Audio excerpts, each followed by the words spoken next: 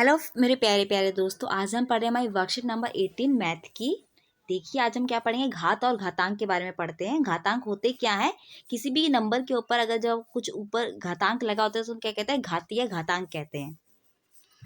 चलिए कुछ पहले पढ़ते हैं, याद करते हैं कि 8 को अगर हम लिखेंगे 2 टू 2 तो क्या होगा, 2 की पावर 3 हो जाएगी, यानी 2 की घात अगर 3 होगी तो हमारा आंसर क्या हो जाएगा, 2 की घात 3 हमारा 8 होगा।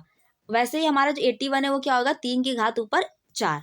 64 को हम क्या लिख सकते हैं, 2 की घात 6 और 125 को लिख सकते हैं 5 की घात 3। घातांक का प्रयोग हम किस लिए करते हैं, किसी बड़ी संख्या को दर्शाने के लिए हम घात का इस्तेमाल करते हैं। कोई भी घात अगर एक की बात अगर हम करें तो कोई भी घात अगर उसके ऊपर 1 या 5 या 10 कितने भी लिखा होगा तो उसका जो आंसर क्या आएगा, हमेशा एक ही आएगा। और -1 अगर कोई विषम घात होगी, उसके ऊपर अगर कोई विषम घात लगी जैसे कि 5 लगी होगी तो क्या हमारा आंसर आएगा, इसका -1 आएगा। ठीक है, इसका -1 क्यों आएगा, क्योंकि देखिए जब हम माइनस को माइनस से मल्टीप्लाई करते हैं तो क्या होता है, ये कट जाता है। तो यहाँ पे 5 है तो 4 तो कट गए पर 1 बच गया तो हमारा आंसर -1 आया। और सेम जैसे हम देखिए यहाँ पे क्या है, हमारी सम संख्या है तो माइनस में क्या हुआ, एक ये कट गया, ये कट गए, ये माइनस कट गया, तो हमारा बचा क्या, यहाँ पे सब प्लस ही बचा, तो यहाँ पे क्या हमारा आंसर आया, 1 आया। गुना रूप का मतलब क्या होता है, संख्या को बार बार जोड़ना। घातांक रूप क्या होता है, अलग होता है। गुना रूप में क्या होता है, जैसे 3 गुना 2 है तो क्या आएगा कि 3 का मतलब गुना 2 है तो यानी कि 3 को हम 2 बार जोड़ेंगे तो हमारा 3 गुना 2 हो जाएगा। और 2 गुना 3 है, इसका मतलब क्या होगा कि हमें 2 को 3 बार जोड़ेंगे। ठीक है, घातांक रूप का मतलब क्या होता है, घातांक रूप में हम उसमें ऊपर में घात लिखते हैं, जैसे 2 की गुना 3 है या फिर 3 की गुना 2 है। अब देखिए हमें क्वेश्चन यहाँ पर हमें दे रखा है कि एक हमारे पास संख्या है, आधार घात और उसका प्रसारित रूप और मान क्या होगा। हमें एक नंबर देखा है 4 की घात 3 है, उसका आधार क्या है, 4 है, 4 के ऊपर घात है कौन सी, 3 है। प्रसारित रूप क्या होगा, 4 गुना 4 गुना 4 और मान क्या हुआ हमारा 64 हुआ। वैसे ही हमें 9 का 3 घात वाला हमें आंसर निकालना है और एक के ऊपर -1 के ऊपर 4 घात है, उसका हमें आंसर निकालना है। चलिए और आगे फिर हमें अभ्यास करने के लिए दिया गया है कि हमें निम्नलिखित को घातांक रूप में हमें व्यक्त करना है। पहला क्या है, 6 को 4 बार लिखा हुआ है, दूसरे को दो बार है और ए जो है 2 बार है, तीसरा हमारा 512 है और चौथा क्या है, 3 4 3 है। आगे हमारा दूसरा क्वेश्चन कहता है कि निम्नलिखित में से बड़ी संख्या को पहचानना है। 4 की घात 3 है और 3 की घात 4 है। वैसे ही 5 की घात 3 है और 3 की घात क्या है, 5 है। तो हमें बताना है कि इस दोनों में से कौन सी बड़ी संख्या है। आगे हमें सरल करना है कि 2 की घात 3 है और 5 है, इनको गुणा करने के बाद हमारा आंसर क्या आएगा। दूसरा है 0 है और साथ में 10 गुणा 10 की घात 2 है। और तीसरा है 3 और 2 की घात 3 है, तो हमें इसका भी आंसर क्या आएगा, हमें बताना है। आगे हमारा कि प्रयास कीजिए कि 2 की घात अगर 0 है तो हमारा आंसर क्या होगा, और 72 अभाज्य गुणनखंडों का घात की गुणनफल के रूप में हम उसे कैसे लिख सकते हैं। यानी कि 72 है अभाज्य के साथ, यानी कि कोई 2 गुणनखंड है, उसे गुणनफल में हम कैसे लिख सकते हैं, इस तरीके से हमारा आंसर क्या होगा। और तीसरा क्वेश्चन कहता है क्या ये सभी समान है, ए का घात 3, बी का घात 2, ए का घात 2 और बी का घात 3, बी का घात 2 और ए का घात 2। इसे हम खोलेंगे और फिर हम इसका आंसर निकालते हैं। अब हम इसका आंसर करते हैं। दोस्तों हमें पहले में क्या करना था, हमें संख्या, आधार, घात, प्रसारित रूप और मान दिया हुआ था। हमारा 9 का हमें करना था, तो 9 का इसमें आधार क्या होगा, इसका 9 होगा, इसकी घात इसकी 3 होगी और प्रसारित रूप क्या होगा, 3 बार 9 और इसका मान कितना होगा, 729।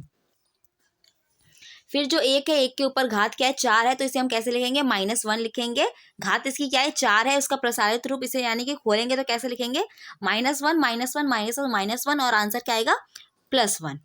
तीसरा है हमारा -3 का क्या था, हमारा वर्ग था, तो -3 और जिसका घात क्या होगी, इसकी 2 होगी और इसे हम लिखेंगे कैसे, -3 × -3, तो हमारा आंसर आएगा 9। आगे हमें क्या करना था, निम्नलिखित घातांकीय रूप को हमें व्यक्त करना था, तो हम व्यक्त कैसे करेंगे, देखिए ये 6 4 बार लिखा हुआ है तो हम क्या लिखेंगे, 6 लिखेंगे और उसके ऊपर 4 लिख देंगे।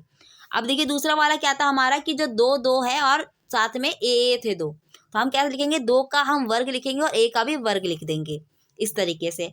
5 का 512 है तो ये क्या है, हमारे 2 का 9 बार अगर हम करेंगे, 2 के ऊपर उसकी घात 9 होगी तो हमारा आंसर आएगा 512। अब फिर उसके नीचे है 343, तो हम उसे कैसे लिखेंगे, 7 का अगर घात 3 होगी तो हमारा आंसर आता है 343। तो हमें घात रूप में इसे लिखना था, हमने वही लिखा। आगे हमें क्या लिखना है कि निम्नलिखित संख्याओं में से बड़ी संख्या को हमें पहचानना है। पहला हमारा क्या क्वेश्चन है कि देखिए 4 का घात 3 है और 3 का घात 4 है। अब इसमें से क्या लिखेंगे, पहले हम इसे प्रसारित करेंगे तो क्या हो जाएगा 4 गुना 4 गुना 4 और 3 गुना 3 गुना 3 गुना 3।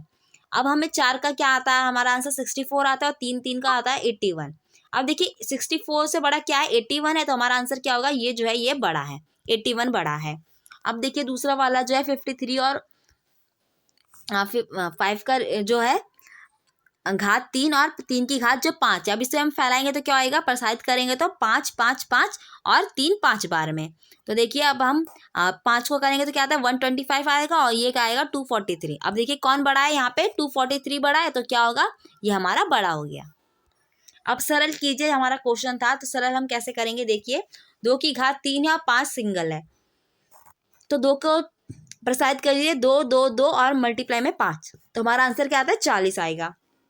और फिर हमारा क्या है, 0 को हमारा 10 की घात 2 से हमें मल्टीप्लाई करना है, तो हमारा आंसर क्या आएगा, हमने पहले ही पढ़ा है जब हम किसी को 0 से मल्टीप्लाई करते हैं हमारा सारा आंसर क्या हो जाता है, 0 हो जाता है। आइए क्वेश्चन क्या है, -3 और उसके साथ क्या है -2 की 3 घात, तो हम उसे खोलेंगे और लिखेंगे तो हमारा आंसर क्या आता है, लास्ट में 24 आएगा। आगे करते हैं, आगे हमारा प्रयास कीजिएगा वो था, तो हम प्रयास कीजिए में हम क्या लिखेंगे, देखिए 2 का घात जो 0 था उसे हम क्या लिख सकते हैं 1 लिखेंगे सिर्फ।